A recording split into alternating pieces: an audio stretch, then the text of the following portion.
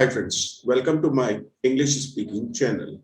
Basically, in this video today, you will have all the answers related to your English language और English speaking queries. अंग्रेजी भाषा बोलने को लेकर आपके मन में कुछ ना कुछ सवाल आते होंगे और ये सवाल बड़े नेचुरल से हैं।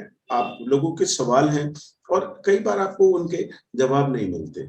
ऐसा ही हमारे स्टूडेंट, ये जो मेरे साथ में बैठे हैं, Ravi Sharma, he is a serviceman and he has been my student too. ये मेरे स्टूडेंट भी रहे हैं। इन्होंने कई बार मुझसे कहा कि सर, इंग्लिश को लेकर लोगों के मन में बहुत सारे कंफ्यूजन्स हैं, तो क्या आपका समय मिलेगा? मैंने कहा sure, why not, I am always there for my students और फॉर इंग्लिश रिलेटेड क्वेश्चंस। तो मैं चाहूंगा कि रवि सर, अब आप एक एक करके अपने सारे सवालों के जवाब मुझसे लेना शुरू करें। चलिए शुरू करते हैं। Good morning, sir. A very good morning, gentlemen. Yeah. First of all, let me thank you, sir, for giving me or for giving us your valuable time for this beautiful session. Thank you. So Welcome. I have some questions. Yes, as you said, sir, I have some questions and doubts in my mind. So same, a lot of people might have same. So आज मैं sir कुछ सवाल, कुछ doubts मेरे पास हैं। सो मैं आपसे उन डाउट्स को और उन सवालात को मैं सर आपके सामने रखूंगा। I hope you will make us understand. तो sir, my first question is कि what is the role of English speaking in a student life? Well, a role of English in anyone's life, not in even the student's life, मेरे हिसाब से English speaking का जो role है वो सब लोगों के लिए बड़ा इम्पोर्टेंट है। जैसे बेसिकली इस दुनिया में सभी लोग साइकिल चलाना, ज्यादातर लोग, बल्कि सभी लोग नहीं लेकिन ज्यादातर लोग साइकिल चलाना सीखते हैं और वो उसका कोई रोल कभी पूछते नहीं। तो मेरे हिसाब से ये एक इंटरनेशनल लैंग्वेज है और ये आज समय की जरूरत बन गई है। अब आप इसका रोल कहें तो रोल बताना तो शायद मुश्किल होगा, but of course importance of spoken English is so much. English की इंपॉर्टेंस इतनी ज्यादा है कि आप यदि इसे सीख लेंगे तो आपको सीखने के तुरंत बाद ही एहसास होना शुरू हो जाएगा कि मैंने एक अच्छी स्किल डेवलप कर ली है। अब चाहे आप एक स्टूडेंट रहे हो, चाहे आप एक प्रोफेशनल हो, चाहे आप कहीं टीचिंग करते हो, या आप एक हाउस वाइफ हो, या आप एक बिजनेसमैन हो। ऑफ कोर्स, जैसे मोबाइल चलाना आज सभी के लिए जरूरी है, ठीक ऐसे ही इंग्लिश लैंग्वेज बोलना और इंग्लिश लैंग्वेज में अच्छी राइटिंग स्किल्स होना सभी की जरूरत है। चाहे आप अपने स्कूलों में पढ़कर ज्यादा नंबर लाना चाहते हो, या फिर आप अपने प्रोफेशनल करियर में या अपने प्रोफेशनल फील्ड में और ज्यादा सफलता हासिल करना चाहते हो, ज्यादा पैसे कमाने की बात हो, प्रमोशंस की बात हो, रेस्पेक्ट की बात हो, कॉन्फिडेंस की बात हो, या फिर ऑफ कोर्स जीवन में आप कुछ भी करना चाहते हैं, आपने यदि आगे बढ़ना है और उसकी स्पीड बढ़ानी है, उसको 2x स्पीड पर ले जाना है, 3x स्पीड पर ले जाना है, तो इंग्लिश लैंग्वेज ट्रेनिंग आपके लिए बेहद जरूरी है। और शायद यही वजह है कि आज बच्चे इंग्लिश मीडियम स्कूल्स में पढ़ते हैं। बिल्कुल सर, बिल्कुल सर, बिल्कुल सही जवाब सर आपने दिया। और इसी में सर मैं अगली बात ये पूछना चाहूंगा सर आपसे कि कुछ लोगों के मन में ये डाउट्स रहते हैं कि communication skills and speak English speaking, ये दोनों अलग अलग चीजें हैं या दोनों एक ही चीज है? मतलब is there any difference between communication skills and good English speaking? Sir basically there is a world of difference. दोनों में जमीन आसमान का अंतर है। इंग्लिश स्पीकिंग एक योग्यता है, एक लैंग्वेज है इंग्लिश, और जबकि हम कम्युनिकेशन स्किल्स की बात करें तो वो एक आर्ट है।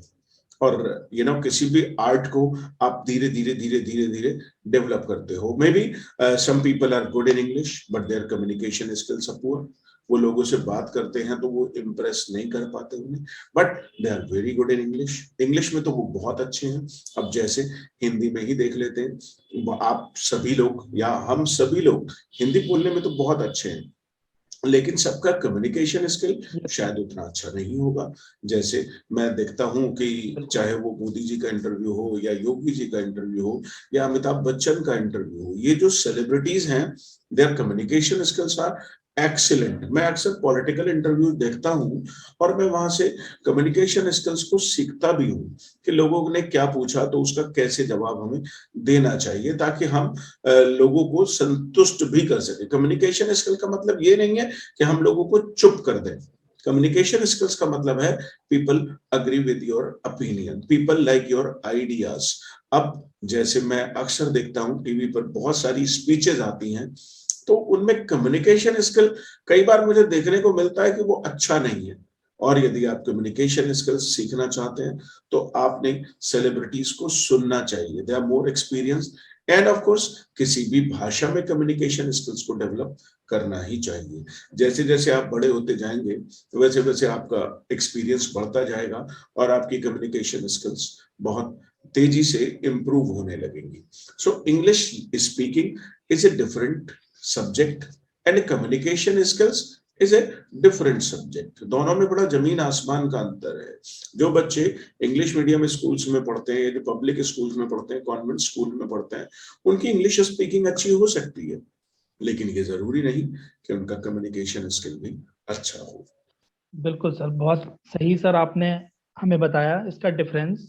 और अगला क्वेश्चन सर ये है मेरा कि जो स्टूडेंट्स हैं हमारे, जो स्टडी कर रहे हैं, किसी की तैयारी कर रहे हैं, वो इसके अलावा कुछ जो अदर हमारे स्टूडेंट्स हैं, मतलब स्टूडेंट्स जो नहीं हैं या जो पढ़ाई नहीं कर रहे हैं, मेरा मतलब उन लोगों से है, तो क्या वो लोग भी इंग्लिश स्पीकिंग सीख कर इसका फायदा ले सकते हैं सर? देखिए, ये एक लैंग्वेज है। English is a language. यहाँ पे हम इसे सब्जेक्ट के तौर पर नहीं देखेंगे। English is now considered, in well international atmosphere or in global atmosphere, English is considered a language। और लैंग्वेज यदि आपको आती है तो आप ऑफ कोर्स पूरी दुनिया से कनेक्ट कर सकते हैं। It is an international language. अब सोचिए आप साउथ में चले जाएं और आपको इंग्लिश ना आती हो, तो अब यस एक सर, तो यस ऐसा है कि यस यस। आप तमिल सीखें और मलयालम सीखें, आप और दूसरी भाषाएं इतनी सारी नहीं सीख सकते। बट लेकिन यदि आपके पास एक कनेक्टिंग लैंग्वेज है इंग्लिश, तो फिर आप कनेक्ट कर सकते हैं ग्लोबली। और अभी तो बड़ा पिछले कुछ एक आध साल से एक मंत्र हमें प्रधानमंत्री जी ने दिया, लोकल से ग्लोबल होने का, लोकल से ग्लोबल होने का। तो इंग्लिश हमें लोकल लोकल लैंग्वेज आपकी कोई भी हो सकती है, लेकिन यदि आप ग्लोबली रिकॉग्नाइज होना चाहते हैं, maybe you are not educated और you do not go to school, आप स्कूल नहीं जाते, या फिर आपने पढ़ाई अपनी छोड़ दी है, तो भी ऑफ कोर्स आज आप इंस्टाग्राम पे, आप यूट्यूब पे कुछ भी कर सकते हैं, आप सोशल मीडिया के स्टार बन सकते हैं। But you will need English as a language there. वहां पर भी आपको अंग्रेजी की जरूरत पड़ेगी। तो इंग्लिश लर्निंग को नॉर्मली लोग टफ बना देते हैं, टफ बना देते हैं कि मैं इसे सीखूंगा। जब आप दोस्तों किसी भी चीज को सीखने की कोशिश करते हैं तो आप फेल हो जाते हैं। जब आप मजे मजे में किसी चीज को कर लेते हैं तो आप उसमें पास हो जाते हैं। आप देख लीजिए ना, स्कूलों में बच्चे जाते हैं और सीखने के पर्पज से जाते हैं, लेकिन वहां से वो ज्यादा कुछ हासिल कर नहीं पाते। लेकिन चाहे वो क्रिकेट खेलना हो, चाहे किचन में खाना बनाना हो, या कैरम खेलना हो, या कार्ड्स खेलने हो, या बाइक चलानी हो, तो उसे उन्होंने कभी सीखने के पर्पज से लिया ही नहीं, और इसीलिए वो उन सब चीजों में एक्सपर्ट हो जाते हैं। मोबाइल में चलाना सीखूंगा, ऐसा कभी आपके दिमाग में आया ही नहीं, बस मोबाइल चला रहे हैं। ऐसे yes he sir. English speaking की क्लासेस या इंग्लिश स्पीकिंग की कुछ चीजें आप करने लगे, आपके दिमाग में इनपुट जाने लगे इंग्लिश का, चाहे अब वो यूट्यूब से जा रहा है, चाहे आप कोई बुक रीडिंग कर रहे हैं, चाहे आप न्यूज़पेपर रीडिंग कर रहे हैं, चाहे आप कोई ब्लॉग पढ़ रहे हैं, चाहे आप कोई वेबसाइट यूज कर रहे हैं, चाहे आप कोई वीडियो देख रहे हैं, चाहे आप इंग्लिश का कोई गाना सुन रहे हैं, some kind of input should be there, should go to your brain. आपके दिमाग में, आपके कानों में कुछ इंग्लिश का इनपुट जाना चाहिए, and it will naturally be yours. आपकी हो जाएगी अंग्रेजी। Wonderful answer sir, wonderful answer. बहुत ही आपने सही एग्जांपल देकर सर इसको समझाया। Thank and you. जी sir. Sir, while learning English speaking or while speaking, sir, what is the importance of vocab and grammar? Basically vocab is an important part. vocab एक important part है. यदि आपको words नहीं आते तो of course आप sentences कैसे कहेंगे. vocab में यदि आपको इंग्लिश के वर्ड्स नहीं आते तो ऑफ कोर्स किसी भी भाषा में आपको यदि वर्ड्स नहीं आते तो आप सेंटेंसेस नहीं कह सकते. लेकिन कई बार ऐसा होता है कि हम उसे गलत तरीके से सीखना शुरू कर देते हैं. गलत तरीके से किसी भी चीज को आप सीखेंगे तो रिजल्ट्स कभी भी सही नहीं आ सकते. सबसे पहला तो ग्रामर. ग्रामर ठीक है. आप यदि हम हिंदी की बात करें तो आपने कभी हिंदी का ध्यान भी नहीं दिया. हिंदी में आपने ग्रामर को कभी इंपॉर्टेंस नहीं दिया, कभी ध्यान नहीं दिया और आज भी आप बढ़िया हिंदी बोल लेते हैं. लेकिन शायद ग्रामर के सवाल यदि मैं आपसे पूछूंगा संज्ञा, सर्वनाम, कर्ता, क्रिया, विशेषण, तो आप अटक जाएंगे. बिल्कुल सर. तो इसका ये मतलब तो नहीं है कि आपको हिंदी नहीं आती. हाँ, ग्रामर एक टूल है. ग्रामर एक टूल है. अब आप जब हिंदी बोलते हैं तो सारी ग्रामर ऑटोमेटिकली आपकी लैंग्वेज में शामिल होती है. ठीक ऐसे ही जब आप इंग्लिश बोलते हैं या इंग्लिश पढ़ते हैं तो उसमें सारी ग्रामर है. वो ऑटोमेटिकली आपको अपने आप आ जाएगी. और लैंग्वेज में ग्रामर को हमें बाद में सीखना है. पहले हमें लैंग्वेज को बोलना सीखना है, सुनना सीखना है. जब बोलना सुनना शुरू हो जाता है तो ग्रामर आपके लिए खुद ब खुद आसान हो जाएगी. देखिए हिंदी में हमने कैसे किया था. हिंदी में हमने पहले सुनना शुरू किया, फिर हमने बोलना शुरू किया, फिर हमने लिखना शुरू किया और फिर हमने पढ़ना शुरू किया. बाद में आई हिंदी ग्रामर. राइट. तो इंग्लिश में लोग अक्सर उल्टा करना चाहते हैं. पहले ग्रामर सीखेंगे, फिर बोलना, लिखना, पढ़ना, सुनना. जबकि जो लैंग्वेज को, किसी भी लैंग्वेज को सीखने का जो तरीका है उसमें पहले आप सुनना शुरू करते हैं, उसको देखना शुरू करते हैं, उसे हल्का हल्का बोलना शुरू करते हैं. जब सुनना बोलना शुरू हो जाता है तो फिर लिखना और पढ़ना आपके लिए आसान हो जाता है. और जब आप लिखना पढ़ना शुरू करते हैं तो फिर साथ में आ जाती है ग्रामर. तो ग्रामर सबसे बाद वाली चीज है और आप इसे सबसे शुरू में करना चाहते हैं तो मुझे नहीं लगता कि ये सही है. बिल्कुल सर. बहुत बहुत धन्यवाद सर आपका. Thank you so much. और sir you have a wonderful personality and आप यू आर हैंडसम. मतलब एक बहुत अच्छी पर्सनालिटी है सर आपकी. और मैं इसी में ये पूछना चाहूंगा सर कि what is the importance of body language and how to improve our body language and personality. Basically personality development को लेकर बहुत सारे कंफ्यूजन्स लोगों के अंदर रहते हैं. आप अपनी पर्सनैलिटी को डेवलप करना चाहते हैं, you already have a personality. वो डेवलप कैसे होगी, आप कैसी पर्सनैलिटी डेवलप करना चाहते हैं, ये आपके ऊपर डिपेंड करता है. जैसे फॉर एग्जांपल आप एक सिंगर जैसी पर्सनैलिटी डेवलप करना चाहते हैं तो ऑफ कोर्स आपको सिंगर्स को देखना होगा, सुनना होगा, समझना होगा. आप पॉलिटिशियन की, आप पॉलिटिकल लीडर्स के जैसी पर्सनैलिटी चाहते हैं तो आपको उनके साथ में रहना होगा. और धीरे धीरे धीरे धीरे, अब चाहे हम किसी बड़े पॉलिटिकल लीडर को देख लें या सिंगर को देख लें, उन्होंने कभी पर्सनैलिटी डेवलपमेंट के बारे में शायद नहीं सोचा होगा.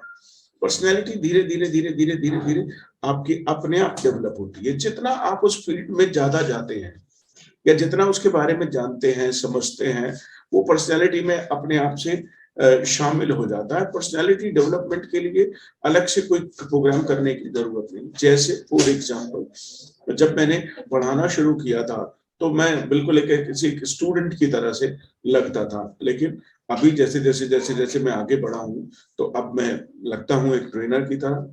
ठीक ऐसे ही न्यूज एंकर्स होते हैं, ऐसे ही न्यूज रीडर्स होते हैं, या जो सेलिब्रिटीज हैं, किसी भी फील्ड में लोग काम कर रहे हैं तो वो उस फील्ड से संबंधित चीजों को जब आप सीखने लगते हैं तो आपकी पर्सनैलिटी ऑटोमेटिकली डेवलप हो जाती है. और जहां तक बात करें हम बॉडी लैंग्वेज की, body language is very crucial. Body language बहुत ही ज्यादा इंपॉर्टेंट है. बॉडी लैंग्वेज हमारे क्लोज ऑब्जर्वेशन से आती है. जब हम किसी भी व्यक्ति को, वो क्या कर रहा है, कैसे कर रहा है, ये बहुत ध्यान से ऑब्जर्व करते हैं. जैसे चाहे वो सीबीआई हो या एफबीआई हो, ये सब जो जांच की एजेंसीज हैं, ये जब कहीं किसी केस में आगे आती हैं और कल्प्रिट्स को ये पकड़ती हैं तो उसके लिए इनको बॉडी लैंग्वेज की ट्रेनिंग दी जाती है कि आपकी जो जबान है उसके साथ आपके आई कांटेक्ट या आपकी बॉडी मैच कर रही है, सिंक्रोनाइजेशन हो रहा है कि नहीं हो रहा है. यदि सिंक्रोनाइज नहीं हो रही है तो इसका मतलब आप झूठ बोल रहे हैं, या फिर जो आप अंदर से हैं नहीं वो आप दिखाने की कोशिश कर रहे हैं।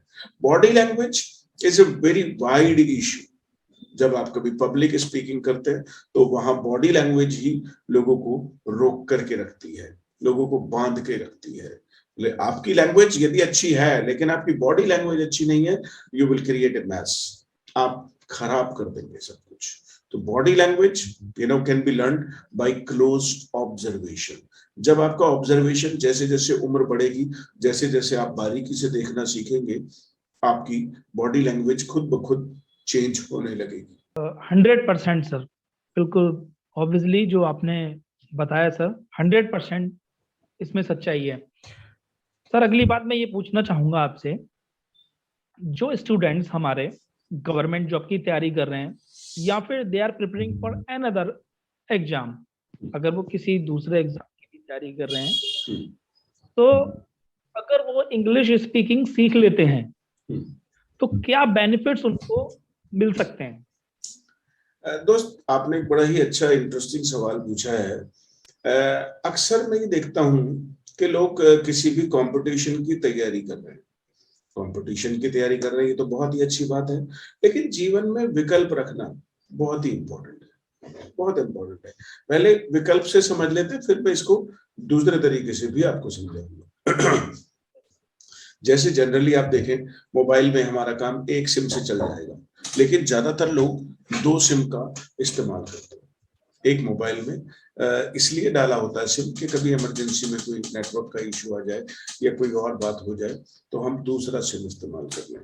राइट, ठीक ऐसे ही जनरली लोग निगम से बिजली लेते हैं, सरकार से बिजली लेते हैं, लेकिन घर में इन्वर्टर लगा के रखते हैं, जनरेटर लगा के रखते हैं। ऐसे ही घर में समरसेबल लगा होता है, लेकिन हैंडपंप भी लगा होता है। म्यूनिसिपैलिटी का वाटर भी ले लेते हैं। तो जीवन में ऑप्शन रखना कोई बुराई नहीं है, और ये सब आपने बचपन से सीखा है। एक पेन से पूरी कॉपी लिख सकते थे, लेकिन फिर भी आप 4-6 पेन लेकर के जाते थे। तो विकल्प रखना बहुत ही जरूरी है। घर में विकल्प रखते हैं, जेब में हम विकल्प रखते हैं। एक डेबिट कार्ड ले लिया, एक क्रेडिट कार्ड भी ले लिया, दूसरा डेबिट कार्ड भी ले लिया, एक बैंक अकाउंट है दूसरे में भी खोल लिया, एक इंश्योरेंस पॉलिसी ले ली, दूसरी भी इंश्योरेंस पॉलिसी ले ली। तो ऑफ कोर्स ये बड़ा नेचुरल है, जीवन में लोग ऐसा करना अच्छे से जानते हैं पहले से। विकल्प रखना बहुत जरूरी है। अब सोचिए कि गवर्नमेंट जॉब लग गई। अब यदि गवर्नमेंट जॉब में भी आप छोटी मोटी जॉब करना चाहते हैं तो ऑफ कोर्स इंग्लिश लैंग्वेज की शायद आपको जरूरत नहीं पड़ेगी, आप उसे सीखने से बच सकते हैं। लेकिन यदि आप गवर्नमेंट जॉब में भी ऑफिसर रैंक पे जाना चाहते हैं तो वहां ज्यादातर ऑफिसर्स को आप देखेंगे, जो अधिकारी लोग हैं, जो सीनियर ऑफिसर्स हैं, उन सबको इंग्लिश आती है, और यदि नहीं भी आती है तो उन्हें बाद में सीखनी पड़ती है, उनको प्रॉब्लम्स फेस करना पड़ता है। So look at any political leader, ज्यादातर पॉलिटिकल लीडर जो बड़े फेमस हैं, they are all good in English. So चाहे आप किसी गवर्नमेंट जॉब की तैयारी करें या फिर किसी और कंपटीशन की तैयारी करें, साइड बाय साइड आप अपनी स्किल्स को पॉलिश, आप इसे इंग्लिश लैंग्वेज की तरह से ना लें, आप एक लैंग्वेज स्किल डेवलप कर रहे हैं जो जीवन में आपको कभी भी काम आ जाएगी। आप ये तो नहीं कहते कि भाई मैं गवर्नमेंट जॉब की तैयारी कर रहा हूं तो मैं खाना बनाना नहीं सीखूंगा, या मैं गवर्नमेंट जॉब की तैयारी कर रहा हूं तो मैं कार चलाना नहीं सीखूंगा, आपको मैं गवर्नमेंट जॉब की तैयारी कर रहा हूं तो मैं इंटरनेट चलाना नहीं सीखूंगा। तो आप साइड बाय साइड दूसरी स्किल्स डेवलप करते चले जाते हैं, फिर अंग्रेजी के साथ ही ऐसा क्यों? सर इसी में मैं एक अपना सा छोटा सा एक्सपीरियंस आपके साथ शेयर करना चाहूंगा। I have been doing job for 10 years। मैं 10 साल से जॉब कर रहा हूँ sir.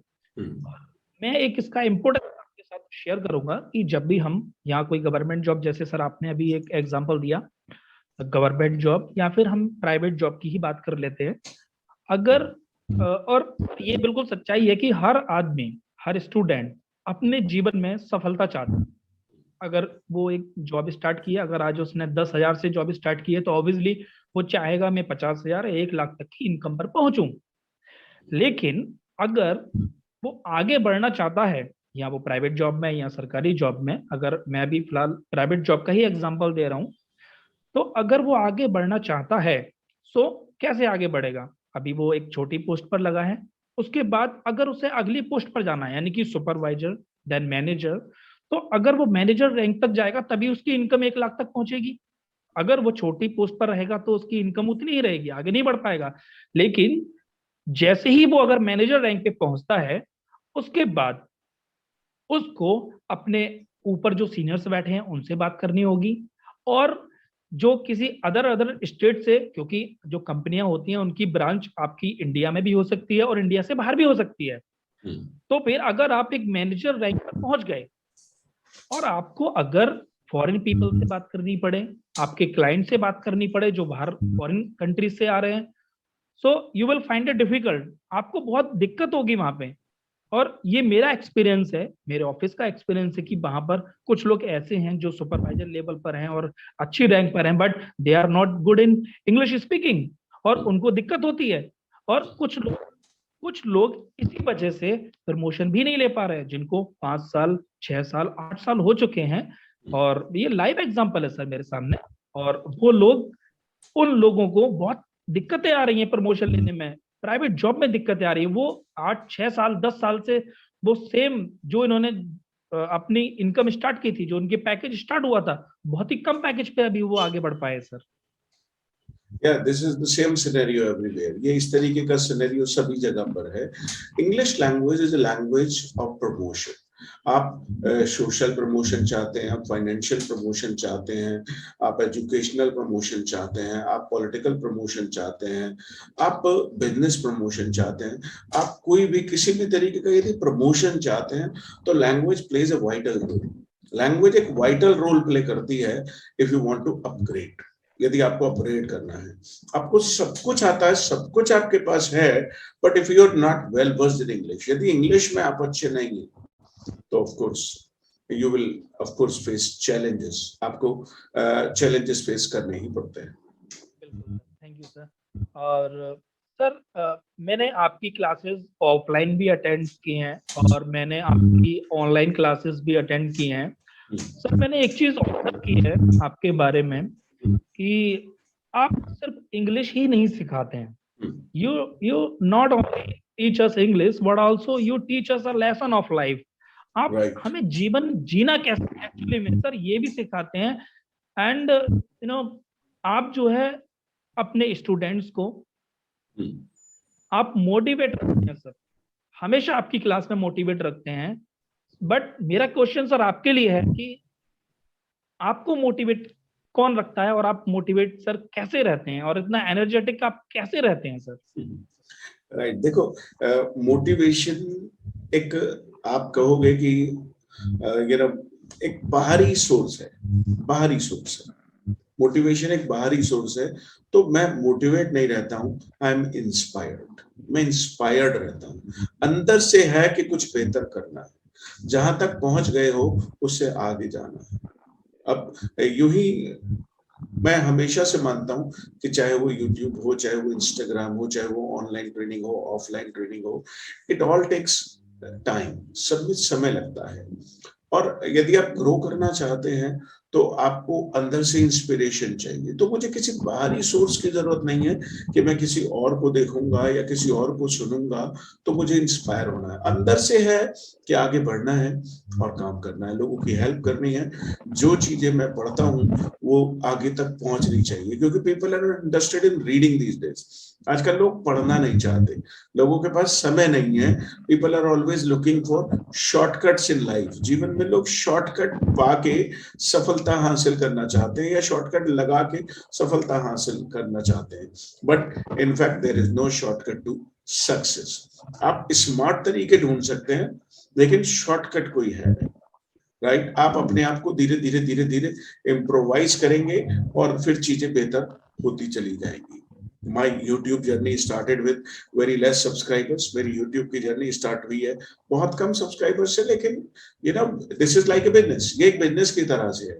And you know all the businesses take 3 years to grow. 3 साल लगते हैं किसी भी बिजनेस को ग्रो करने में। तो इंस्पिरेशन है कि लोगों को बेहतर करना है, लोगों को एजुकेट करना है, उन्हें जीवन जीना सिखाना है अंग्रेजी के साथ साथ। बिल्कुल sir, thank you sir. So sir, due to a pandemic period, Covid period, sir, schools, colleges and institutes are moving on online teaching. Hmm. So, what do you think, sir? Can anyone learn English speaking also online? Of course sir, everything is possible online. आजकल तो सरकार ने और election commission ने government को भी रैलियां और ये सब सभाएं करने का, वर्चुअल रैलीज और वर्चुअल या ऑनलाइन रैली करने के लिए कहा है। तो वक्त है, धीरे धीरे लोग आदी हो जाएंगे। राइट, डिजिटल इंडिया या डिजिटल भारत ऑफ कोर्स ऐसे ही बन जाएगा। शायद ये पेंडेमिक लोगों के लिए एक नई अपॉर्चुनिटी भी है। लोग इसे चैलेंज की तरह से ना देखें, इसे एक अपॉर्चुनिटी की तरह से देखें। एक अपॉर्चुनिटी आई है और देखो, जिसको पढ़ना है, जिसको सीखना है, वो नए नए रास्ते बना लेता है, जिसको सिखाना है वो भी नए रास्ते बना लेता है। तो मुझे लगता है कि ये एक बदलाव की शुरुआत है जो हो चुकी है। और जब ये स्टार्ट हुआ था ऑनलाइन ट्रेनिंग या ऑनलाइन एजुकेशन जब शुरू हुआ था, तो लोगों ने इसको काफी क्रिटिसाइज किया। लेकिन धीरे धीरे 50-60% लोग अब ऑनलाइन पढ़ने में ज्यादा कंफर्टेबल महसूस करते हैं। They have their own privacy, कहीं जाना नहीं, कहीं आना नहीं, और कोई टाइम वेस्ट नहीं हो रहा। नहीं तो लोगों को वर्क फ्रॉम होम जो मिला है, इसमें उनके 3-3 घंटे ट्रेवल करने के बच गए। and they can work, now the jobs are target based। अब जॉब्स जो हैं वो टारगेट बेस्ड हैं और पूरा मॉनिटर करती है कंपनी कि जॉब सही से हो रही है कि नहीं हो रही है, जो रिजल्ट्स हैं वो आ रहे हैं कि नहीं आ रहे हैं। तो कंपनी पूरी तरीके से अपना एक मॉनिटरिंग सिस्टम लगाए हुए है और उसकी वजह से लोग वर्क फ्रॉम होम कर रहे हैं। People are happy. उनके जो 3 घंटे जाने में और 3 घंटे आने में लगते थे वो सारे के सारे बच गए। अब उन्हें केवल ऑफिस आवर्स पे ही ध्यान देना है। तो मुझे लगता है ये तो आपदा में अवसर वाली बात है और वक्त के साथ लोगों को इसकी आदत हो जाएगी। अभी मैं मानता हूं कि जैसा कि कोविड को 1.5-2 साल हो गए हैं, आने वाले 1-8 साल में लोगों को और ज्यादा आदत पड़ जाएगी and they will be comfortable. Rather एक समय आएगा जब लोग ऑफलाइन करने से बचेंगे। सर, एक बहुत इंपॉर्टेंट बात मैं आपसे पूछना चाहूंगा सर, कि और जो हैबिट इवन मेरे अंदर भी है और बहुत लोगों के अंदर मैंने देखा भी है, और ये एक फैक्ट है सर, कि लोग अपना कंपैरिजन दूसरे से करते हैं। अब वो चाहे कुछ सीखने की बात हो या फिर पैसे कमाने की बात हो, तो सर ये कहां तक ठीक है? देखो, कंपैरिजन कभी भी दूसरों से नहीं होना चाहिए, कंपैरिजन हमेशा खुद से होना चाहिए। जैसे बच्चे हैं वो कंपेयर करते हैं कि भाई मेरे को 80% लाने हैं, 90% लाने हैं। तो आपको अपने आप से कंपेयर करना है कि लास्ट ईयर मेरे 60% आए थे, क्या मैं इस बार बेहतर हूं? क्या मेरे 70% आ सकते हैं? अब यदि 60% वाला 90% की तैयारी करेगा तो शायद उसके लिए जीवन जीना मुश्किल हो जाएगा थोड़ा। तो आप अपने आप से compete करें, आप किसी और से compete ना करें। हाँ, लास्ट टाइम आपके 80% आए थे, आप अपने आप को compete करिए, अपने आप को हराइए, 90% पर पहुंच जाइए। तो you have to compete with yourself, you don't have to compete with the world around। आपके आसपास में जो दुनिया है उससे compete नहीं करना है। ये हमारी जो ट्रेनिंग है बचपन से ही गलत हुई है कि दूसरों को हरा दो। खुद को हराना है और खुद को ही जिताना है। खुद को ही हराना है, खुद को ही जिताना है। और ये सब मुझे लगता है शायद पढ़ाई लिखाई या स्कूलों से शुरू होता है कंपटीशन का दौर। तो ये कंपटीशन की ये वाली जो फीलिंग है ये गलत है। तो मुझे लगता है इसमें माता पिता शायद थोड़ी बच्चों की मदद करें, बजाय उनको कॉम्पीट करने सिखाने के। उनको बताएं कि कैसे कंपटीशन होता है, अपने आप से कैसे कॉम्पीट करना है। हाँ, जहां तक सैलरीज की बात है कि लास्ट टाइम आप 10,000 कमाते थे, तो इस साल आपका टारगेट होना चाहिए कि मुझे एक ऐसी जॉब मिले जिसमें 15,000 का। लास्ट ईयर मैं 15,000 कमाता था, इस साल मुझे 25 पे पहुंचना है। Otherwise you will kill yourself, नहीं तो आप अपनी जान ले लेंगे। This will be A suicide. बिल्कुल सर। सर, एक बहुत महत्वपूर्ण बात सर, जो एक हमारा आज की डेट में सर एक थॉट प्रोसेस हमारे माइंड में चलता है।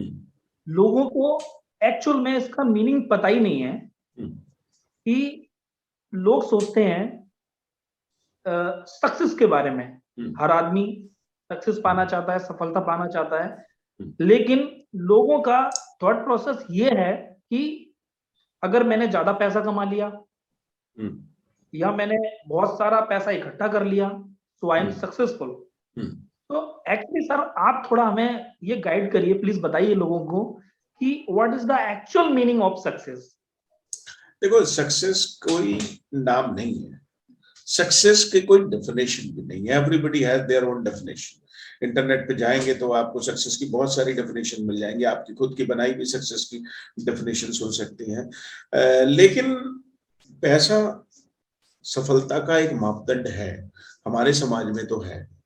हमारे समाज में तो पैसा सफलता का एक मापदंड है। यदि आपने खूब सारे पैसे कमा लिए, चाहे वो कैसे भी कमाए,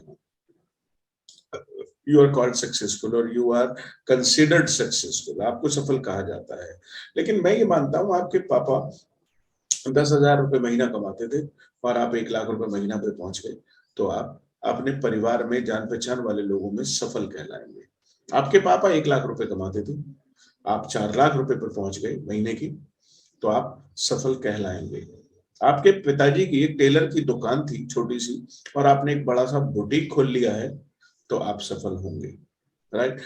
सफलता के कोई पैमाने नहीं है, इसे कोई बाहरी व्यक्ति नाप नहीं सकता, इसे हम अंदर से ही नाप सकते हैं कि यदि आप सेटिस्फाइड हैं तो आप सफल हैं। सोचिए, एक व्यक्ति ने बहुत सारे पैसे कमा लिए, लेकिन उसको पेट में प्रॉब्लम रहती है, उसको किडनी की कोई प्रॉब्लम है, तो what do you call this is success? शायद नहीं। No sir. सफलता तभी है जब आप एक स्वस्थ शरीर के साथ साथ अपने परिवार के साथ खुश हैं। आपके पास उतना पैसा है कि जो जीवन जीने के लिए काफी है।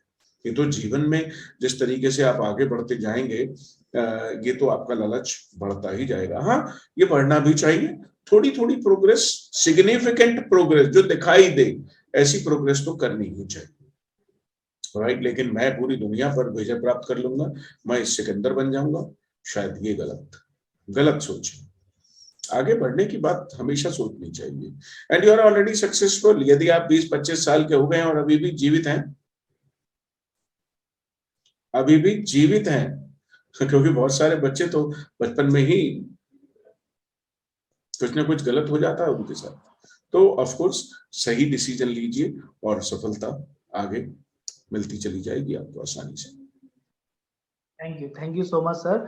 And sir, you have been training to the people for about 20 years.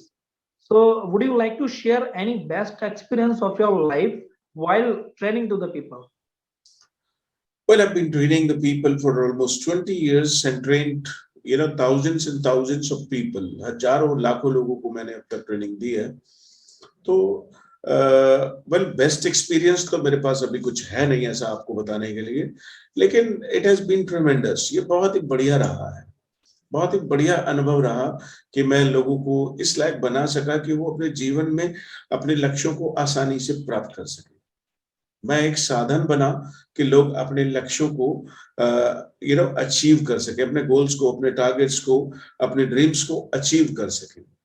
तो ऑफ कोर्स मुझे लगता है ये काफी अच्छा और सुखद है। This is quite pleasant for me that I am training the people and I am training trainers are responsible for the development of a nation.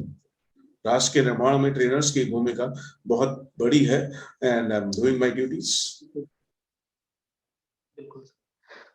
Okay, thank you, sir. And what are your current plans and future plans for students, sir? Well, now I want to teach my students through YouTube, Facebook Live, and Instagram. Well, I believe that I should reach out to more and more people to actually benefit them. उनको benefit देने के लिए मुझे शायद online आना ही पड़ेगा। तो online में हम धीरे धीरे ग्रो कर रहे हैं। I have developed some English speaking courses also, and I have developed a website and an English speaking app. So, those who are interested in learning English, they can learn from YouTube. They can come to my Facebook live class Monday to Friday, and they can watch short videos if they are not so free and they don't have so many problems. They can watch my short reels on Instagram, YouTube, Facebook, and I'm available everywhere. Or they can contact me through WhatsApp or email. So, I want to grow online. I want to increase my presence online. And this is my plan for the time being. अभी तो फिलहाल के लिए यही plan है. Let's discuss some other plan in future. हो सकता है future में कुछ plan change हो जाए. Beautiful plan sir you have and sir कोई ऐसा संदेश कोई ऐसा मैसेज आप देना चाहेंगे हम लोगों को स्टूडेंट्स को कोई ऐसा मैसेज जो उनके जीवन में बहुत काम आए sir Well, a lot of people have a doubt or a confusion. Education को लेकर बहुत बड़ा confusion है कि लोग अक्सर ऐसा मानते हैं कि एजुकेशन केवल हमें स्कूल में मिलती है. दोस्तों, एजुकेशन हर उस चीज में है जो आप करना चाहते हैं, जो आप सीखना चाहते हैं. जैसे यदि आप कुकिंग में एक्सपर्ट होना चाहते हैं तो आपको कुकिंग की एजुकेशन चाहिए. चाहे आप रेसिपीज पढ़ें या रेसिपीज देखें या उन्हें ट्राई करें, आपको खाना बनाने से संबंधित एजुकेशन हासिल करनी पड़ेगी. यदि आप कार चलाना चाहते हैं तो आपको कार चलाने से संबंधित एजुकेशन चाहिए. यदि आप बिजनेस चलाना चाहते हैं तो आपको बिजनेस की एजुकेशन लेनी ही पड़ेगी. किसी बिजनेस हाउस में काम करना पड़ेगा. Sales, marketing, planning, production, manufacturing, ये सब आपको सीखना ही पड़ेगा. This is a part of your education. Without education even आप पॉलिटिक्स में भी आगे नहीं बढ़ सकते. आपको समझना पड़ेगा किस क्षेत्र की राजनीति किस तरीके से होती है. तो आपको एजुकेशन तो जीवन में आगे बढ़ने के लिए चाहिए. हाँ, स्कूल एजुकेशन आपके बेसिक्स को क्लियर करने के लिए आपको चाहिए. बट यदि आप ऑनलाइन काम करना चाहते हैं तो यूट्यूब कैसे काम करता है, इंस्टाग्राम कैसे काम करता है, फेसबुक कैसे काम करता है, वेबसाइट कैसे चलती है, एप्स कैसे बनती हैं, उनको डेवलप कैसे किया जाता है, ये सारी एजुकेशन आपको चाहिए ही चाहिए. लेकिन गलतफहमी हमसे तब होती है जब हम स्कूल की एजुकेशन को एजुकेशन मानते हैं और बाकी सारी चीजों में हम एजुकेट नहीं करना चाहते. So I believe life is a learning process. जीवन लगातार सीखते रहने की प्रक्रिया है और आपको अपने आप को एजुकेट करता रहना चाहिए. आपको अपने आप को एजुकेट करते रहना चाहिए. I think this session was very educational and I would like to thank Ravi Sharma who has conducted such a wonderful session and asked a lot of questions. Right, this was very educational. तो of course जब आप चीजों को देख रहे हैं, observe कर रहे हैं, सुन रहे हैं, पढ़ रहे हैं, तो आप अपने आप को एजुकेट कर रहे हैं. लेकिन जब आप स्कूल की पढ़ाई कर रहे हैं तो आप अपना सिलेबस खत्म कर रहे हैं, शायद आप एजुकेट भी नहीं कर रहे हैं. या आप शॉर्टकट ढूंढ रहे हैं कि मेरे मार्क्स कैसे ज्यादा आ जाए, मैं कैसे कंपटीशन क्वालिफाई कर लूं. आप एजुकेशन हासिल ही नहीं कर रहे. Sir nice message to us और बहुत अच्छा सर आपने मैसेज दिया हम लोगों को. And once again I would like to thank you sir and you have given us your valuable time and I am running short of words sir. I'm really thankful to you, sir. It's always a pleasure. It's always a pleasure. And thanks to you and your team too. Yes, sir. Nice talking to you, sir. All right. Take care. Bye. Thank you so much, sir.